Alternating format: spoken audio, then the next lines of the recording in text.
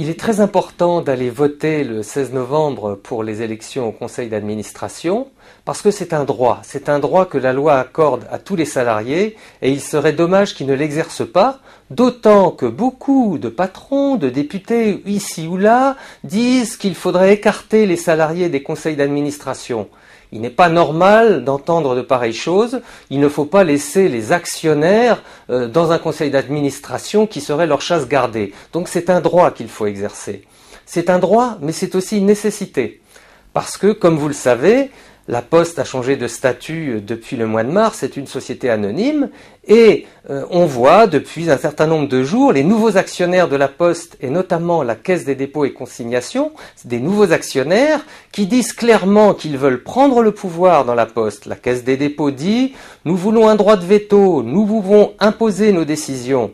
Donc on voit qu'il y a une vraie volonté de puissance de la part de cette Caisse des dépôts. Elle va plus loin, la Caisse des dépôts, elle veut gagner de l'argent. Elle ne va pas se contenter de donner 1,5 milliard, de prêter 1,5 milliard à la Poste. Elle dit nous voulons un rendement important, 8% par an. Ça veut donc dire que la Caisse des dépôts va presser la Poste pour qu'il y ait plus de suppression d'effectifs, pour qu'il y ait plus de flexibilité.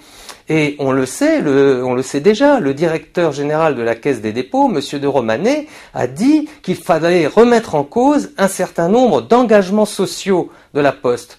Qu'est-ce que ça veut dire, les engagements sociaux? Ça veut dire qu'on imposera la mobilité forcée, on reviendra sur les mobilités volontaires, on imposera la mobilité forcée, il y aura plus de flexibilité encore une fois, et donc il y a là tout un discours productiviste qui va contre à la fois l'idée qu'on se fait du service public au service de tous et aussi les conditions de travail du personnel qui vont être frappées de plein fouet par cette réforme. Donc, en étant au conseil d'administration, les représentants des salariés pourront dire ce qu'ils pensent, donner leurs revendications et dans la mesure où il y aura du tirage au conseil d'administration entre les représentants de l'État et ceux de la Caisse des dépôts qui ne seront pas forcément d'accord, les 7 représentants des salariés pourront jouer un rôle pour s'opposer à un certain nombre de mesures qui seraient négatives à la fois pour le personnel et pour le service public. Pour toutes ces raisons, il est important que vous alliez toutes et tous voter le 16 novembre. Voter pour les candidats Force ouvrière.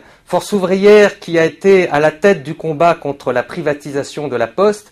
Force ouvrière qui a eu l'idée du référendum contre la privatisation. Votez Force ouvrière le 16 novembre.